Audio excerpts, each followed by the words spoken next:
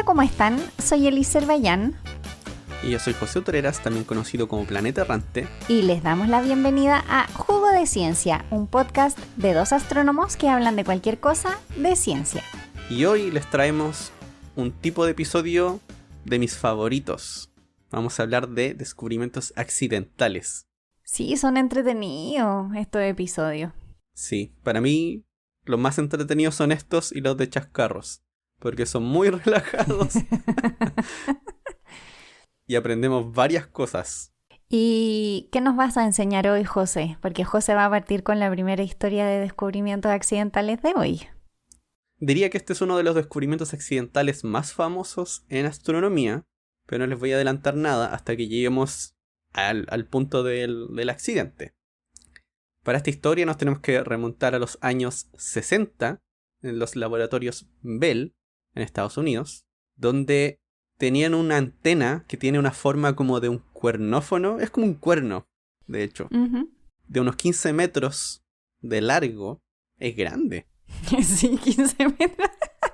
15 metros de largo, dijiste, es como un cuerno y uno se imagina un cuerno, no sé, de 40 centímetros. ¿Qué 15 metros? 15 metros. Y la idea era usarlo junto a un sistema satelital que se llamaba ECHO, que eran satélites que enviaban, no al espacio, pero a gran altura, mediante globos. No eran satélites como los que tenemos hoy, que están orbitando en torno a la Tierra, sino que eran satélites temporales que elevaban mediante globos. Y la idea era usar esta antena junto con estos satélites como un sistema de comunicación a larga distancia. En los 60, así que era bastante adelantado. Pero luego, cuando se comenzaron a usar otros satélites que estaban orbitando la Tierra, este sistema se volvió obsoleto, bastante rápido. Y ahí quedó la antena. No tenía uso. Sin fines comerciales, claro. Y ahí fue cuando dos personas, dos radioastrónomos, Arno Pencial y Robert Wilson, toman esta antena y aprovechan la oportunidad para analizar señales de radio que provienen del espacio exterior. Y para hacer esto, lo primero que necesitaban hacer era poder eliminar todo el ruido posible. Pensé que ibas a decir que lo primero que había que hacer era mirar al espacio exterior. Lo primero que había que hacer era mirar al espacio. Claro. No, lo primero que tenían que hacer era saber cuánto ruido había de ondas de radio desde la Tierra, para después eliminar eso. Porque esto iba a tener interferencias de señales de ejército o señales radiales que hubiese en alguna ciudad. Todo eso se iba a detectar con esta antena. Claro. Y bueno, Penzias y Wilson testearon todo lo que se les ocurrió para descartar fuentes de radiación de ondas de radio. Apuntaban el telescopio a ciudades para ver cuántas ondas de radio emitían y después compararlo con el ruido, pero nunca lograron eliminar todo el ruido. Eventualmente se dieron cuenta que dentro del cuerno de la antena habían pájaros anidando. ¡Wow! Entonces, en un momento dijeron, hoy tal vez este es nuestro problema. Y no solamente eran los pájaros, sino que los pájaros se hacían adentro de la antena. Y esto es chistoso, porque para el excremento de pájaro tenían un nombre sutil, para no decir excremento de pájaro. Lo llamaban sustancia dieléctrica blanca. Entonces, ahuyentaron a los pájaros, sacaron la sustancia eléctrica blanca que estaba pegada en la antena. Cuentan en historias que tenían problemas con los pájaros, manteniéndolos fuera. Entonces los atrapaban y después se lo enviaban a alguna persona por correo. O sea, enviaban a los pájaros por correo para alejarlos. Pero... No sé. Esto Y después muy raro. Volvían a liberar a los pájaros y los pájaros volvían a la antena. Tenían que haberlos mandado más lejos. Claro. Es muy extraña la historia, sí. No sabían qué hacer con los pájaros. Pero bueno, eventualmente se dieron cuenta de que no había caso. Tampoco eran los pájaros los que estaban haciendo la interferencia. Seguían con ese ruido de ondas de radio. Y era un ruido que, lugar al que miraran, estaba ahí presente. Porque en principio lo que querían hacer era apuntar también a los espacios entre galaxias, a esos que se vieran bien vacíos, para ver como algo que llamaban el brillo de fondo del universo, como la temperatura del universo, que de hecho ya había sido descubierta por alguien, pero que nunca les dio el significado que les vamos a explicar ahora, ¿ya? Esto yo no tenía idea. Yo tampoco. Sí. Eventualmente, Penzias y Wilson escucharon de otro grupo en la Universidad de Princeton, donde habían 3 personas, Robert Dick, Jim Peebles y David Wilkinson, que estaban también preparando un proyecto para investigar ondas de radio desde el espacio exterior. Ujú. ¿Y por qué querían hacer esto? Porque con esto querían buscar evidencia de la teoría del Big Bang, que el universo en el pasado estaba mucho más concentrado y esto debía haber dejado algún brillo residual de esa época en el cual el universo estaba todo más juntito. Ujú. ¿Y cómo funcionaba eso? En el pasado, cuando el universo estaba todo más juntito, la materia y la radiación estaban juntos como en una única sopa de materia y de luz.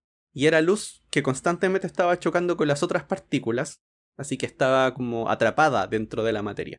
Ujú. Pero a medida que el universo se fue expandiendo, que es lo que nos dice la teoría del Big Bang, que el universo se expande, el universo se fue enfriando y la luz en algún momento se pudo escapar de esta celda que uno podría imaginarse. Dejó de estar atrapada por la materia. Es como si se hubiese disipado una neblina y la luz finalmente puede viajar más lejos. Claro. Y esa luz llega hoy a nosotros. Pero como el universo se expande, llega con mucho menos energía y debería verse como un brillo uniforme en todo el cielo en ondas de radio. Esa era la hipótesis. Hoy, en ese momento, deberíamos poder encontrar ondas de radio que vienen desde todas partes del universo, que representan esta época final en la cual la luz se escapó de la materia, que sería como el momento de libertad de la luz. Y ahí fue cuando Penzias y Wilson contactaron a Robert Dicke y le dijeron, oye, ¿sabes qué? Parece que nosotros ya descubrimos lo que están buscando ustedes con nuestra antena. Y ahí fue el grupo para allá, vieron los datos que tenían, vieron esta señal del ruido y que se ajustaba exactamente con la predicción de Robert Dicke. Y ahí les dijo, después cuando él volvió a la Universidad de Princeton, les dijo, chicos, no ganaron. Sí, creo que es lo más impresionante de esta historia, bueno, que no conocían ningún detalle ni de los pájaros ni nada de esto, pero sí siempre me ha llamado la atención de esta historia es lo bien que la medición correspondía a la predicción, porque muchas veces las cosas no cuadran tanto al principio, pero esto era como muy perfecto. Sí. Y bueno, aquí cuentan que para evitar cualquier conflicto decidieron publicar los resultados al mismo tiempo. Y a pesar de que esta publicación es súper importante porque lo que habían descubierto es lo que hoy llamamos el fondo de radiación de microondas, que es una de las evidencias más sustanciales de la expansión del universo. Uh-huh. El título del artículo es la medida de un exceso de temperatura de antena a 40.080 megaciclos por segundo. Es como, esto no te dice nada. No dice nada. Nada. Pero a lo No dice mejor absolutamente nada. quizás estaban también siendo cautelosos. Sí. Pero en el otro paper es como... Ahora igual se hace eso, de que está el paper de la observación que tiene un título y el paper de la teoría. Uh-huh. Pero aún así se usan unos títulos un poco más, no sé, más claros. Pero sí, tiene razón. Ellos, por lo menos Wilson dice que cuando pasó esto, también para ellos esto no fue como un momento de, eso es, sino que igual tenían dudas. Claro. Y que la importancia del descubrimiento no fue inmediata, sino que se fue entendiendo de a poco. No fue inmediato. Claro. Y fue por este descubrimiento finalmente que Wilson y Penzias reciben el premio Nobel en 1978. Sí. Así con las palomas. No recuerdo quién fue, pero ahí vi una frase de que alguien decía, o bien vimos el nacimiento del universo o hemos visto una pila de excremento de paloma. Bueno, por suerte para ellos no vieron la pila de excremento. Fue lo primero. Claro. Sí. Y bueno, esa es mi historia. Buena historia la del CMB. Buena historia, me gustó. ¿Qué vas a contar tú, Elis? Nosotros vamos ahora a viajar al pasado. Al pasado. Más atrás todavía. Sí, vamos a irnos a los tiempos de Arquímedes. Así de atrás. Eso es bien antiguo. Sí, y yo creo que esta historia mucha gente la conoce, pero no importa, a mí me gusta. Me da igual, la voy a contar. Yo la voy a contar. Al final les voy a contar por qué. Bueno, Arquímedes Ok. es de estas personas que eran sabios de la época. Era físico, ingeniero, inventor, astrónomo, matemático, bueno, como todos estos sabios griegos de la época, un poco de todo. Ujú. Y él vivía en Siracusa, en Sicilia. Nació el 287 a.C., para que se hagan una idea de lo atrás que estamos viajando, mucho, mucho más atrás que Penzias y Wilson. Y una de las anécdotas más conocidas sobre Arquímedes tiene que ver con una corona de oro. En aquella época, el rey de Siracusa, el dictador de aquella época, se llamaba Hierón II. Y Ah, aparentemente, sí, era un dictador. ¿era dictador? Sí. Hierón aparentemente era cercano a Arquímedes. No se sabe si puede haber tenido alguna relación familiar o sencillamente eran amigos cercanos, pero era cercano a Arquímedes.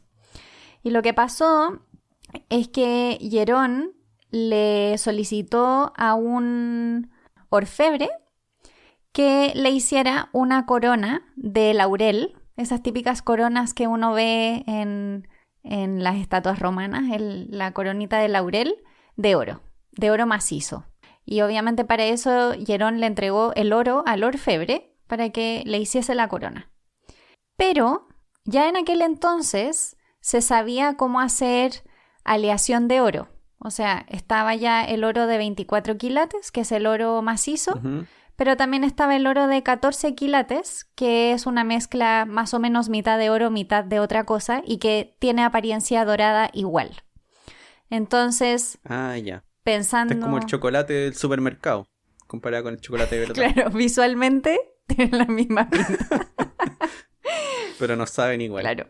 Entonces, la pregunta era, ¿cómo voy a saber yo que la corona que me están haciendo es la corona, es de oro macizo? Porque tú puedes pesar la corona, pero eso no te va a decir si es de oro o no. Porque podrías reemplazar la mitad del oro o lo que sea, dependiendo de la densidad del metal. Podrías reemplazarlo y que pesara el oro que te entregó la persona. Y como una corona de laurel no tiene una forma fácil de medir el volumen, no puedes medir la densidad de la corona, que es lo que necesitas para finalmente saber si es de oro o no. Entonces le dio la tarea a Arquímedes de encontrar una forma, obviamente sin destruir la corona, o sea, no podía ni romperla ni podía fundirla, de saber... Ni podía robársela, venderla y cambiarse de país, tampoco. No, yo creo que no. Esa no debe haber sido opción. Entonces le pidió que, por favor, buscara una forma para saber si la corona era de oro o no. Y aquí es donde obviamente empieza la historia, ¿no? Cómo Arquímedes lo logra. Arquímedes ya trabajaba en temas de volúmenes y densidades. Y también en temas de hidrostática, en temas de empuje del agua, por ejemplo. Entonces estaba, digamos, involucrado en un área de investigación que podía llevarlo a la respuesta de cómo hacerlo. Pero la historia dice que fue a darse un baño a los baños públicos de la ciudad y estaba la tina llena de agua hasta arriba. Y cuando él metió una pierna, bueno, en realidad no sabemos si fue una pierna, tampoco sabemos si esto sucedió de verdad, pero imaginémonos, metió una pierna en la tina y parte del agua se rebalsó. Después siguió metiéndose en la tina y más agua se rebalsó, a lo que él dijo, el volumen de agua que está saliendo de la tina es el volumen que yo estoy metiendo en la tina. Ese era como... se está Ya, desplazando. y estoy pensando en lo que yo... Sí, yo estaba pensando en lo que yo pensaría. Oh, me pasé en el agua. Ese sería mi primer pensamiento. Entonces, dice la historia que cuando se dio cuenta de esto, gritó su famosísima frase, bueno, palabra en realidad, salió gritando Eureka, lo encontré, porque había encontrado la ¿Se vistió solución. antes de salir gritando Eureka? No lo sé, eso no lo cuenta en la historia. No, de hecho sí, la historia cuenta que salió desnudo, tanto fue... ¿En serio? Sí, tanto fue su emoción que salió desnudo corriendo, no se dio cuenta de que no tenía la ropa puesta y salió gritando por la plaza que había encontrado la solución. Entonces fue, le dijo al rey y tomaron la corona, la sumergieron en agua, pudieron calcular el volumen y con el volumen y el peso de la corona podías saber si era o no de oro, porque sabías cuál era ellos ya sabían de antes cuál era la densidad del oro, entonces calcularon la densidad de la corona y se dieron cuenta de que la densidad de la corona era menor, lo que quiere decir que el orfebre estaba estafando al rey. Obviamente esta historia es muy positiva para Arquímedes, muy poco positiva para el orfebre, que obviamente sufrió las consecuencias de su estafa y fue castigado. Ahora, la parte B de la historia es que hay personas que creen que esto no pudo suceder, porque medir cuánta agua se desplaza no es fácil. Uh-huh. Y en la época no tenían los aparatos que tenemos hoy en día para medir con precisión algo de ese estilo. Por ejemplo, si tú sumerges algo en un cubo, cuánta agua realmente sube, eso es difícil de ver si no tienes instrumentos. Entonces se cree que quizás en realidad utilizó su principio de Arquímedes que tenía que ver con el empuje del agua, no realmente con el volumen desplazado. Pero en realidad nunca lo sabremos. Esta es la historia que todo el mundo cuenta de Arquímedes, pero no se sabe si realmente fue que usó eso para medir el volumen. Y yo decidí contar esta historia porque cuando estábamos buscando descubrimientos accidentales, me acordé de un episodio de Érase una vez los inventores.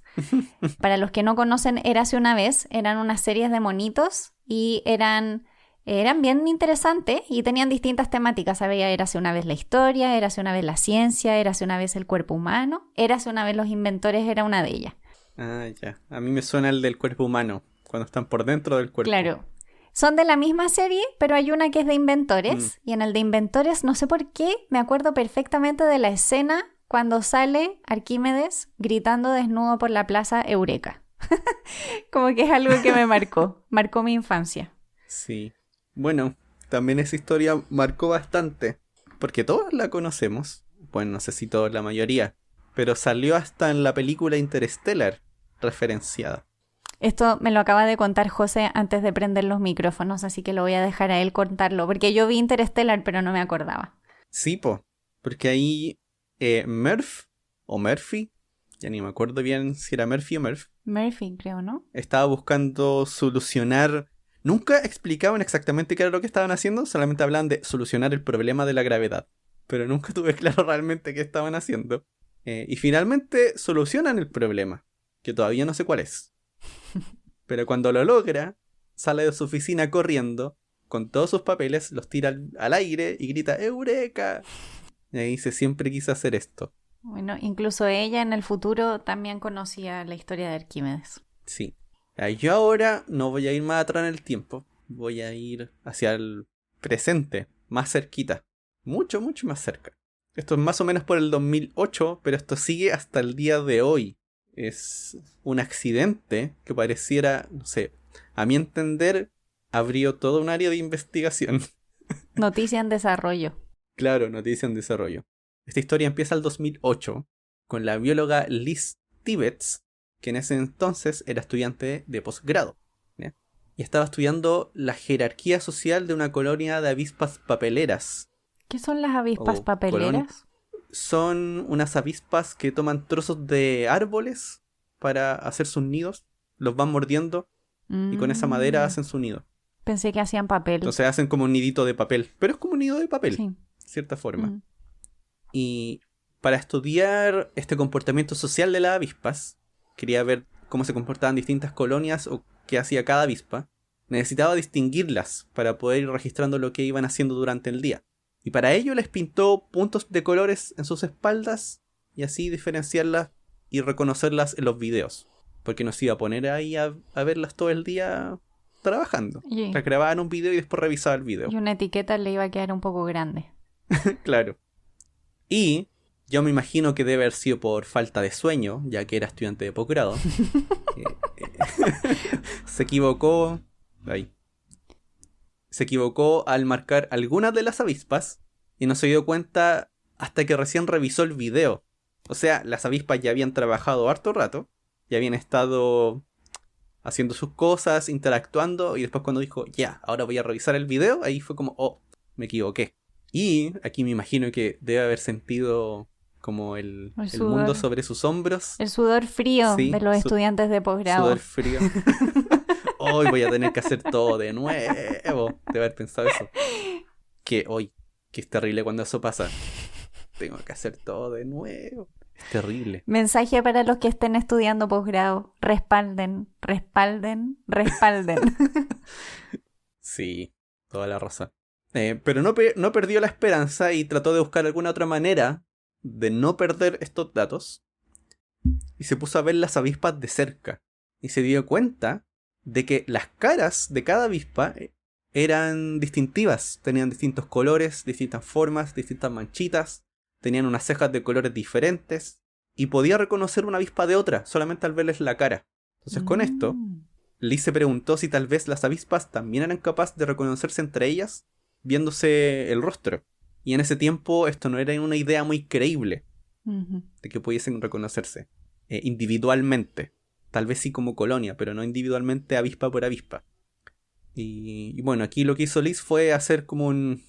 ¿Cómo se llama esto? Un makeover. Maquilló a las avispas.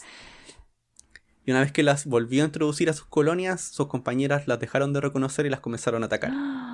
Y ahí se dio cuenta que efectivamente reconocían las caras.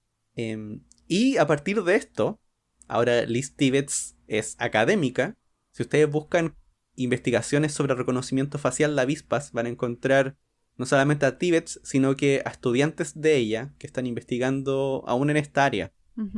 Porque hay avispas que reconocen caras completas y no pueden reconocer como partes de un rostro. Y hay otras que sí pueden reconocer solamente una parte del rostro en lugar del rostro completo. Aunque ahí hay un poco de duda realmente si eso es así, pero al parecer hay diferencia entre los tipos de avispas. E incluso les pueden enseñar a asociar rostros con cosas malas o buenas. Así como las avispas que tienen tal cosa en la cara o que tienen este tipo de cara son avispas malas, estas son buenas. Les pueden ir como entre comillas educando, dándoles recompensa o castigos. Y son capaces de asociar rostros con alguna otra característica. Y todo esto porque metió la pata al principio. El sudor frío al final fue positivo. Ese momento de trauma la ha llevado a abrir una nueva línea de investigación. Sí, una nueva línea de investigación donde ahora tiene estudiantes propios investigando el reconocimiento facial de las avispas. Qué genial, sí, porque las avispas, yo no sé cuántas avispas hay en una colonia, pero deben haber hartas. Y uno piensa, claro, cuando son tantos miembros de una colonia que no se van a reconocer. Qué interesante. Sí. Muy raro, muy raro. No hay que subestimar a los bichos. No. Y si no, vean todas las películas de monitos que hay de bichos. Hay hartas. O los documentales de los bichos. También los documentales. Ahí los invitamos. Yo los invito a ver los documentales de la BBC. Hay algunos de insectos que son súper buenos. Bueno, todos son súper buenos, pero ya que estamos hablando de avispas. Y con esto yo creo que nos vamos a ir a una pausa. Ya, nos vamos a una pausa.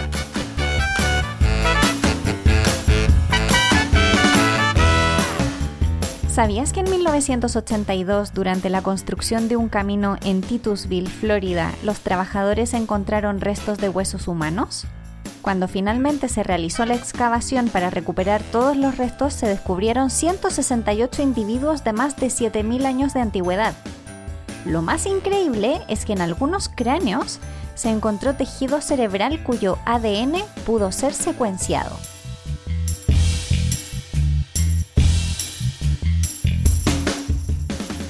Y volvemos.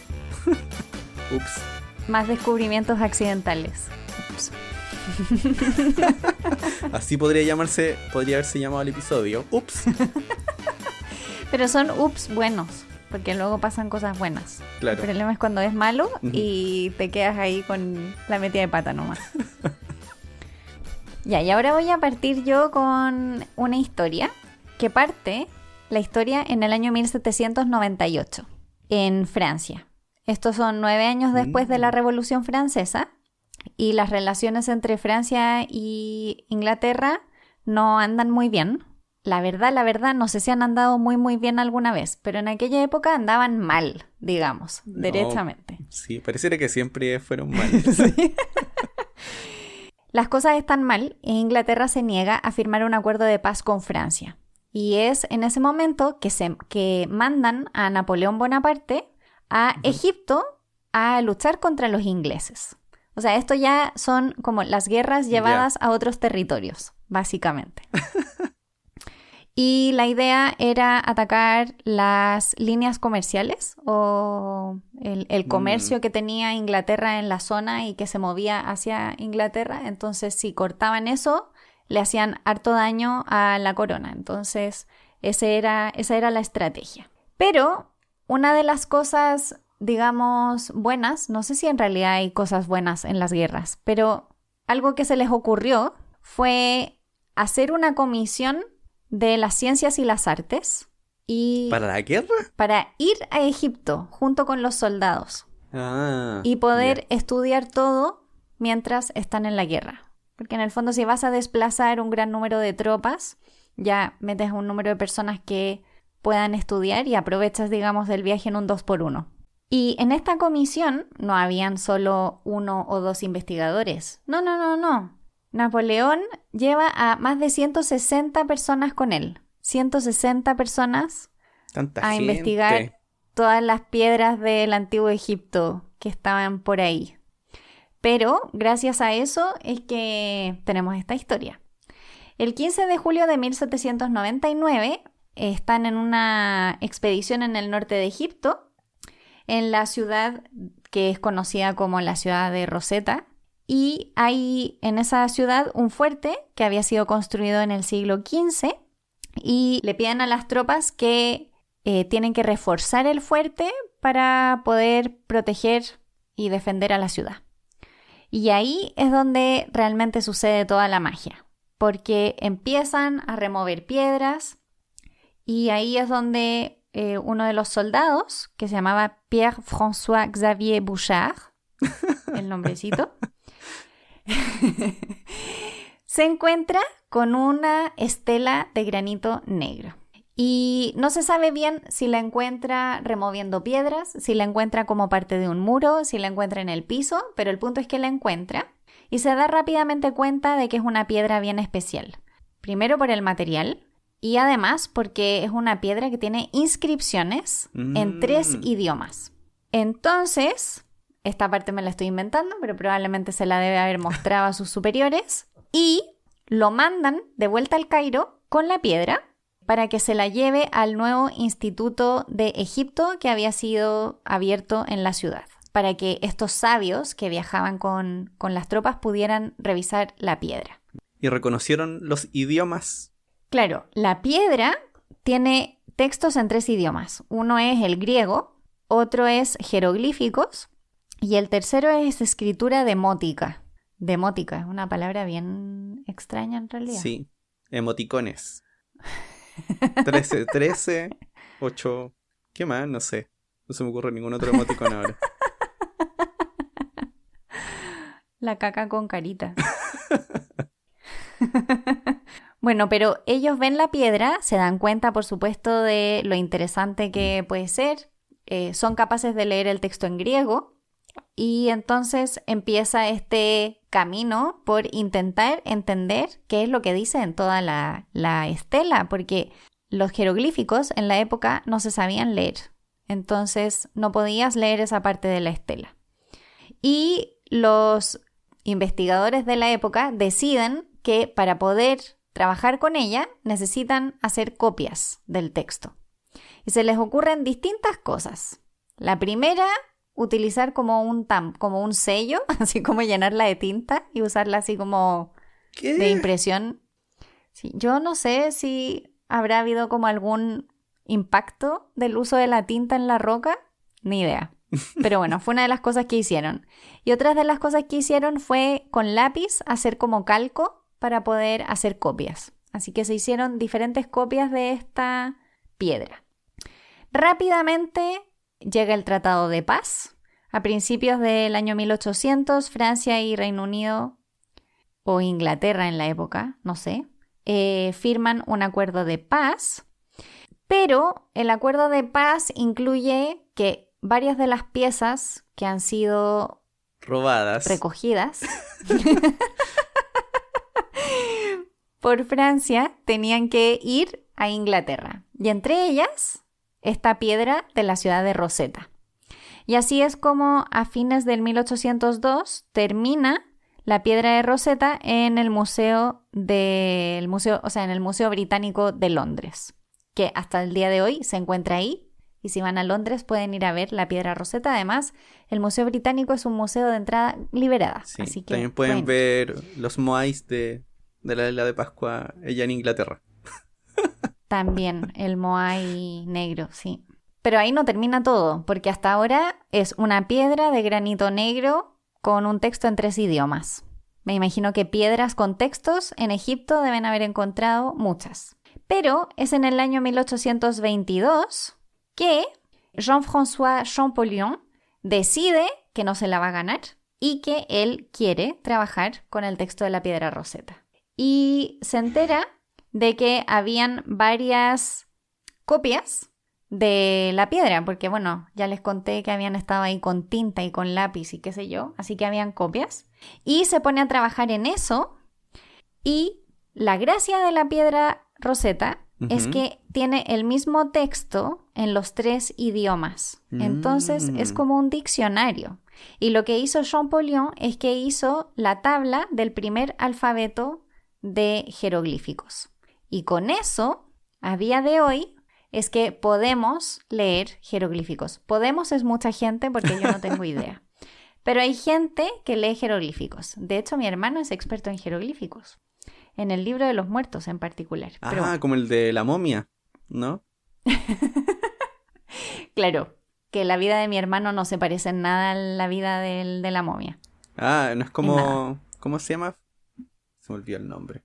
No sé, como La Roca. No, estaba pensando en no, él. ese no es. Ya. Ese es de otra. No es como Brendan Fraser, pero sí. Entonces. No. De hecho, no.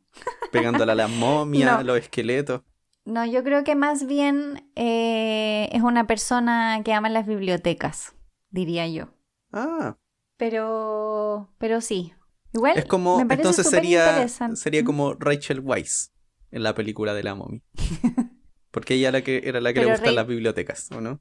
Y sabía leer los jeroglíficos. Claro, ahí, en tiempo real. Lee esto que nos van a comer las momias. Así, más o menos. Trajo bueno, y así extremo con el de tu los hermano. refuerzos. Sí, oye, sí, no vamos a contar aquí las historias de la vida de los egiptólogos, pero sí. Digamos que tiene varias historias para sus nietos. Pero así con la guerra en Egipto y con los refuerzos de los fuertes. Creo que hay 2 cosas clave. Una, haber llevado personas de ciencia y de arte al lugar para que pudieran saber qué cosas eran de valor o no. Y otra, que un soldado se haya avispado y se haya dado cuenta de que esa piedra era especial, porque otra persona la pone ahí y deja que la destruyan nomás. Sí. O te la llevan nomás. Souvenir para casa. La voy a dejar ahí en el living. Bueno, y ahora, José, ¿tú qué nos vas a contar? Sí, les voy a contar una historia de una cosa que tiene un nombre muy raro. Así que yo creo que les puedo decir el nombre inicialmente, porque no van a tener ni idea qué es. Esto se llama daguerrotipo. Como que me suena, pero no sabría decir lo que es. Sí, pero ahí va a quedar claro. De hecho, va a quedar claro inmediatamente cuando empiece a hablar de esta historia. Vamos a continuar en Francia, de hecho. Y es poco después de esto, principios de 1800. En esta época aún no habían cámaras fotográficas. Aún no había una manera de poder sacar una foto. ¿Qué era lo que la gente hacía? Usaba algo llamado una cámara oscura, que era una caja negra, que dejaba entrar la luz por una apertura, y podría ser la apertura sola o una lente. Y ahí al entrar la luz, del otro lado se formaba una imagen invertida de lo que entraba por la apertura. ¿Ya? Pero esa imagen quedaba ahí para verla solamente. Lo que hacía alguna gente era, sobre esa imagen que se proyectaba del otro lado, ponían un papel y se ponían a dibujar encima. Así que lo que hacían era calcar una imagen con un papel. Mm. Esa era más o menos una forma de tomar una fotografía. Ahora imagínense, bastante lento, bastante tedioso porque tienes que estar dibujando todo. Claro. Pero había algunas personas... A lo mejor también, Sí, a lo mejor ellos también calcaron la piedra Rosetta. tal vez. Claro que esta es una forma de calcar no invasiva, porque Ujú. calcas una proyección solamente. Mm. Y habían algunas personas que comenzaron a notar que podían hacer esto con algún químico. Entre ellos alguien llamado Joseph Niepce, que lo estaba usando un material que se llama asfalto o betún de Judea, que se vuelve más insoluble al estar expuesto al sol. Entonces, ¿cuál era la idea de esto? Poner alguna lámina con este asfalto dentro de la cámara oscura. Cuando le llega la luz, le llega la proyección de la imagen, los lugares que reciben más luz van a ser más difíciles de lavar. Entonces, pues cuando tú lavas la Mm. placa, vas a tener una imagen. El problema, eso sí, es que no era muy práctico. Hay unas diferencias en cuándo fue exactamente cuando hizo esto. Hay fuentes que dicen que fue en 1822 o que fue en 1826. Pero era poco práctico porque el proceso para tomar la foto tomaba mucho tiempo. Así que no podrías tomar la foto de una Ujú. persona con esto. Ya. Y aquí es cuando entra otra persona a la historia que se llama Louis Daguerre, Ujú. que él obtiene una cámara oscura para hacer estos experimentos y escucha acerca del experimento o de esta cámara que había logrado hacer Joseph Niepce, que le llamaba un heliógrafo. Porque heliógrafo por... Pero es casi como fotografía, pero en vez de fotografía él la llamaba heliografía, que Mm. tiene la misma base realmente. Uno es como luz y el otro es de sol, Ujú. porque era finalmente la luz del sol la que estaba pasando, que se dispersaba encima de un objeto. Y bueno, Daguerre se pone en contacto con él, le pide que hagan como una especie de sociedad, que trabajen juntos. En un principio, Niepce estaba un poco temeroso de compartir sus resultados, entonces llegan a un acuerdo como de confidencialidad, de que no hiciera público los resultados de forma unilateral, ¿ya? Y si lo hacía, iban a haber algunas multas. Ahí había un contrato entre ambos. Ujú. Y lo que tenía que hacer Daguerre era mejorar esta cámara. Terminan mejorándola a lo más posible, usando la misma técnica, pero no logran hacer nada más. Y eventualmente Niepce fallece antes de que logren mejorar la cámara. Ay, qué pena. Sí. Luego Louis Daguerre comienza a usar otras cosas que estaba usando Niepce, como al final de su vida, que eran placas de cobre plateado expuestas a vapores de algunas sales. Aquí lo que usaban eran vapor de yodo, y cuando estaban junto a este cobre plateado, con este vapor de yodo se producía una fina capa de yoduro de plata, ¿ya? Que liberaba plata al estar en contacto con la luz. Se iba Ujú. desintegrando la plata al estar en contacto con la luz. Se iba separando de esta mezcla. Y con eso pudo lograr generar una imagen, pero era muy tenue. Lo bueno de este método es que era rápido, no necesitabas tener la cámara expuesta demasiado tiempo, Ujú. pero el problema es que la imagen era muy débil. Y estuvo mucho tiempo intentando intensificar el contraste de la imagen. Eso era el problema al final, era un problema de contraste. Claro. No era muy nítida la imagen. ¿Y dónde está el accidente? Un día, una de estas placas, que ya había sido expuesta a la luz, la guardó en un mueble y la dejó ahí. Así como, ya, me aburrí de esto, voy a guardar esta en un mueble, después la veo de nuevo. Y luego de varios días, cuando va a buscar esta placa olvidada en el mueble, se da cuenta de que la imagen ahora está muy nítida. Mm. Esto es como cuando uno tomaba esas fotos de... ¿Cómo se llamaba esa cámara? Que salían las fotos y tenías que dejarla como Hacer el proceso de a oscuras revelación. un... Sí. Sí. Sí, parecido a eso. En una cámara oscura, con algún químico, para Ujú. aumentar el contraste de la imagen, sí es parecido. Ya, ese fue el accidente. Ahora había que descubrir qué era lo que estaba pasando. Claro.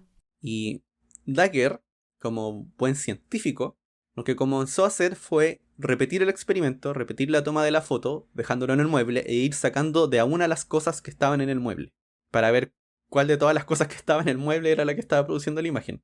La cosa es que una vez que sacó todas las cosas del mueble, la imagen se seguía formando, Entonces no eran las cosas del mueble. pero lo que encontró fue unos residuos dentro del mueble de mercurio, de un termómetro que se le había roto.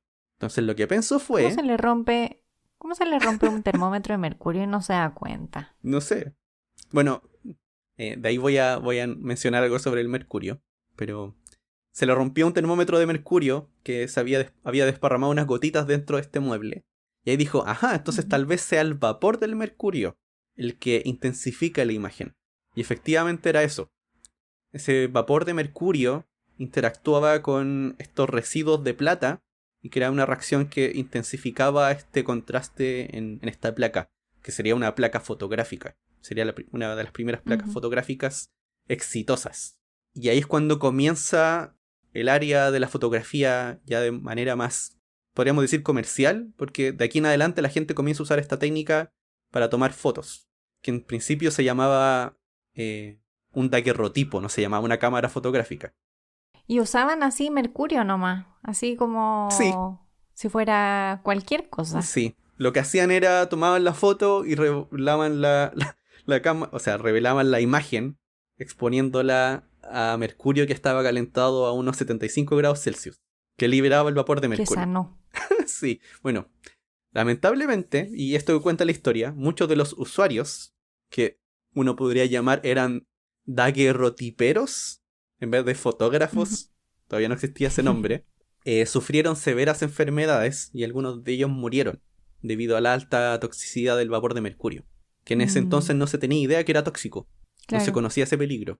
Y lo que me gustó de esta historia fue que ya había leído sobre el daguerrotipo, pero no tenía idea qué era, para otro episodio, que fue el episodio de los eclipses, cuando mencionamos la primera foto tomada de un eclipse solar. Tienes razón. Sí, esa foto se tomó en 1851 por Johann Friedrich Berkowski y usó un daguerrotipo para tomar la foto. De ahí habíamos mencionado, de hecho, esto del mercurio en el funcionamiento de esta cámara fotográfica. Pero, Tienes razón. sí, pero toda esta área, por lo menos del uso de este método, nació porque a Louis Daguerre se le rompió un termómetro en su mueble. Sí, imagínate, ¿qué hubiese pasado si no se lo hubiese roto? Capaz que se hubiese demorado muchísimo más tiempo en darse cuenta de eso. Sí. O la habrían ganado. Porque años Claro, después, también. sí, años después aparecieron otros científicos que, no sé si decir científicos, pero sí. Son científicos porque hacen experimentos que descubrieron otros químicos que podían hacer algo similar. Que no usaban mercurio. Más seguro. Sí. Bueno, no sé, yo al tiro digo más seguro que no sea mercurio, no quiere decir que sea más seguro que el mercurio en realidad. Claro, ¿te imaginas? Usaba plomo. Claro. Radio. También podría haber sido uranio o radio para tomar una foto. Ya, yo ahora me voy a una historia mucho más banal. ¿En serio? Sí, mi primera historia tiene que ver con una serie de animación que veía cuando chica. Mi segunda historia es porque me recuerda a mi familia. Y mi tercera historia es porque tengo esto pegado en la pared por todas partes. Pósters de Chayanne.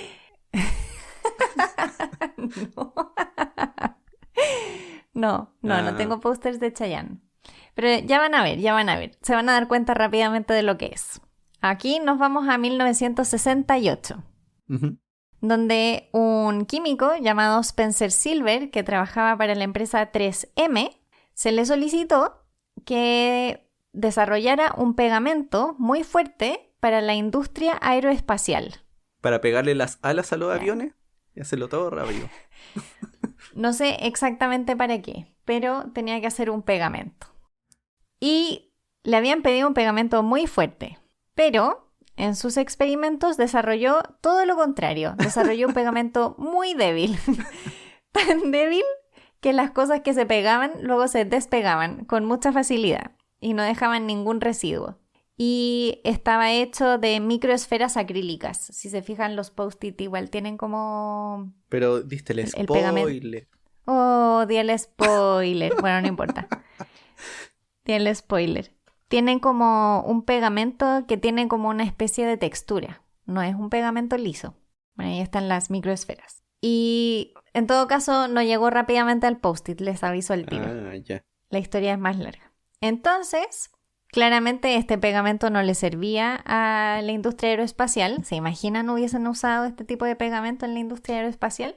Bueno, pero aún así había desarrollado esto, había encontrado este tipo de adhesivo y pensaba para qué podía ser utilizado. Durante 5 años estuvo haciéndole presentaciones a sus colegas de su empresa de 3M una y otra vez para ver si a alguien se le ocurría para qué podían utilizarlo, porque de repente uno encuentra cosas que uno no les ve el uso, pero eventualmente alguien puede encontrarlo. Y una de las cosas que a él se le habían ocurrido era utilizarlo como las chinchetas. ¿Qué es una chincheta? Ahí, en estas pizarras de corcho, cuando uno... Ya. que tienen un pinchito. Sí. ¿Cómo se llaman? Creo que les decimos chinches. Bueno, eso. Ya. La idea era como, en vez de usar eso, utilizar este pegamento. No me queda muy claro cómo, pero bueno. Si el nombre es chincheta. Oh. Toda mi vida diciéndole mal el nombre a esto. Bueno, y pasaron los años y finalmente, en el año 1971, otra persona que trabajaba en 3M, que se llamaba Arthur Fry, formaba parte de un coro de la iglesia presbiteriana. Y, como todos los fines de semana, iba a cantar.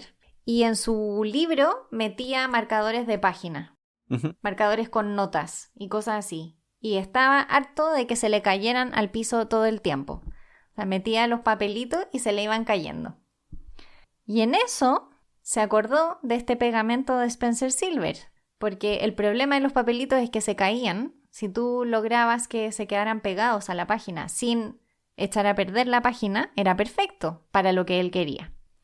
Entonces fue a probar y a hacer pruebas con este pegamento para ver si servía, porque una cosa es lo que decía alguien en los seminarios y otra cosa es la práctica, cómo lo conviertes a la práctica. Y hubo que perfeccionarlo, obviamente, como no estaba diseñado para eso, no era perfecto para eso, pero se perfeccionó y 1 año y medio después el producto ya estaba definido y se le presentó a marketing. Y la idea les gustó, pero decidieron no probar en grandes cantidades porque no sabían si iba a ser exitoso. A mí me mata de la risa esta cuestión porque a veces faltamos tanto de visión, es increíble, pero bueno. Lo hicieron en pequeñas cantidades y le pusieron el nombre Press and Seal. ¿Qué? O sea, perdón, nada que ver. Press and Peel. Así como presiona y pela. O retira. Presiona y despega. Mal nombre. Sí. Entonces lo intentaron vender en 1977 en 4 ciudades, pero la verdad es que no resultó muy bien.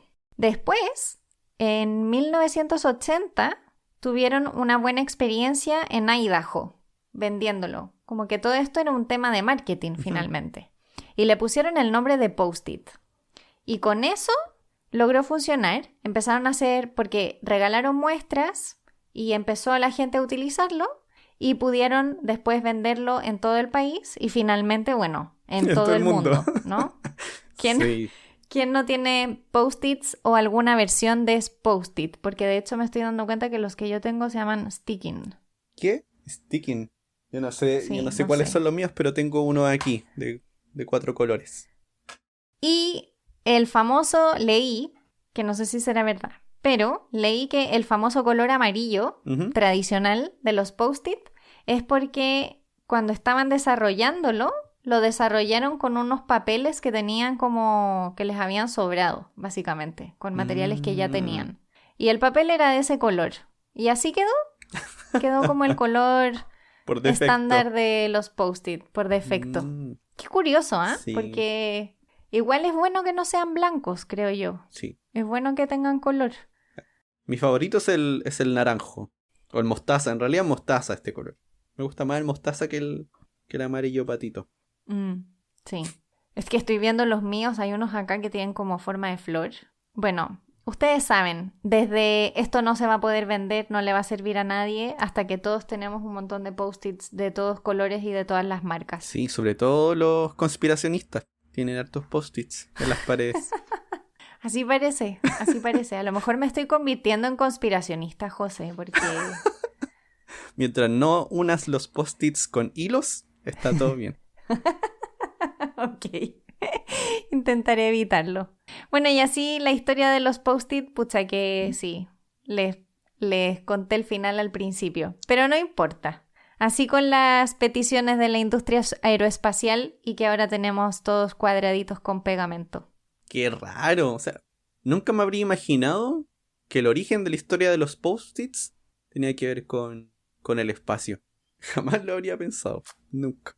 Bueno, hay cosas extrañas. No sé si hace un tiempo atrás vi como una queja en Twitter, pero era como un pantallazo de una persona que había tomado una foto, esto antes pre-pandemia, una foto de una persona arriba del ala del avión pegando como una especie de cinta adhesiva, que parecía duct tape, esta cinta como plateada, de ducto, así como Sí. que uno de repente tiene en la casa. Y había puesto como, esta compañía aérea es tan charcha que pega las alas con duct tape. Y como que no era subido a las redes. Y claro, es un tipo de cinta, pero no es la de ducto, pues es una cinta especial para aviones, que está hecha, no sé, aguanta velocidades como el viento, no sé, es súper mega resistente. Y me dio como risa porque son formatos que uno asocia a cosas, pero que en realidad en el mismo formato hay todo tipo de productos. No se me hubiese ocurrido que había cinta aeroespacial o de aviación. Sí, tampoco, pero de cualquier manera me daría miedo subirme a algo que está pegado con scotch. O sea, José subiría su queja a Twitter. Sí. No, yo no subo la queja, me bajo.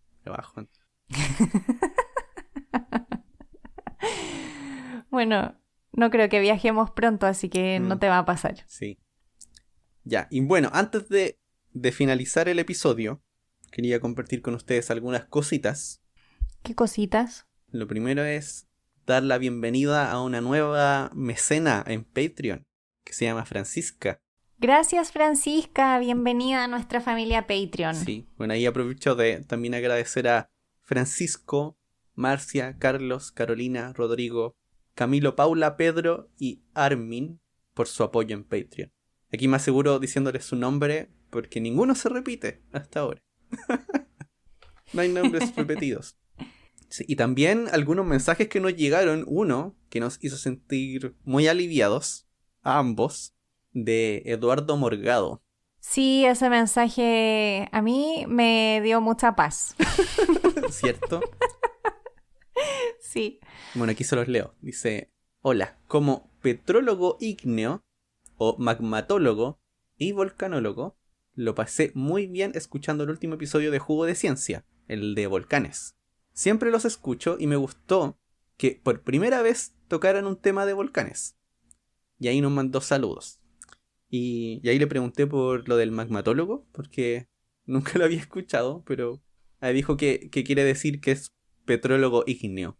Pero... Me estás dejando exactamente igual. Sí, pero que magmatólogo lo deja como un poquito más claro. Como una traducción no oficial. Ya. Que más de hecho, yo encuentro que también es mucho más claro decir magmatólogo. Sí, en realidad me dice lo otro y como que no me queda claro. Magmatólogo, puedo hacerme una idea. Sí, me lo puedo imaginar. Me puedo imaginar a esa gente que va a sacar magma. No sé, esa gente que va a sacar magma ahí al ladito del volcán. ¿La has visto? Sí, he visto ahí con trajes así como que parecieran astronautas. Sí. Pero es para el calor. Sí, y también tengo otro mensaje que este estaba hace algún tiempo atrás. Un mensaje de Marisa que dice: hola, estaba escuchando su programa de científicas, el primero, pero aquí se refiere al que hicimos sobre Jocelyn Bell y María Merian. ¿Mm? Y dice, y me acordé que dice inspirada en su programa, hizo algo inspirada en nuestro capítulo, Eris. Un trabajo para la universidad. Y dice, yo estudio bibliotecología y un día seré bibliotecaria. Y dice, ya sé, bien emocionante. A mí me gustan las bibliotecas. De hecho, con esto me encantaría estar todo el día leyendo. Aunque eso no es lo que es un bibliotecario, pero... o tal vez sí, no sé. La interpretación libre Sí. del trabajo de un bibliotecario Lees todo según el día, José. claro, lees todo el día, que en realidad no es eso. Y dice, mi trabajo fue sobre tintas e ilustración científica y me lo mandó y es precioso. Son Ay, yo también quiero verlo. como historias de científicos, científicas y las ilustraciones que van haciendo. O sea, muestra esta combinación entre ilustración y ciencia y conocimiento. Habla de Leonardo da Vinci, de María Sibylla Merian, Madeleine Porte, y tiene dibujos de muchas cosas, de flores. sobre todo hay flores. Qué buen trabajo. Hay un calamar también. Es increíble este trabajo. Me hace sentir feliz. Me hace sentir feliz que aportamos por lo menos en la inspiración. Por lo menos tal vez un poquito en la inspiración. Pero este trabajo está maravilloso. Qué bueno que disfrutan y que les sirve. Eso a nosotros nos da ánimo y ganas de seguir. Sí, nos da mucho ánimo. Así que ya saben, ahí nos pueden escribir y vamos a leer sus mensajitos acá y también van a saber qué tan bien o qué tan felices nos hacen. No sé si eso sea una gran recompensa realmente, pero nos hacen felices. Y aprovechamos de recordarles que si quieren formar parte del grupo de nuestros Patreon, pueden ir a patreon.com/jugo de ciencia y ahí nos pueden apoyar. Y recuerden que si quieren ponerse en contacto con nosotros, nos pueden seguir en redes sociales. Somos Jugo de Ciencia en Twitter, Instagram y Facebook. O también nos pueden escribir directamente a jugodeciencia@gmail.com. Esperamos que este episodio les haya gustado mucho y nos vemos en el próximo. Chao, chao. ¡Chao!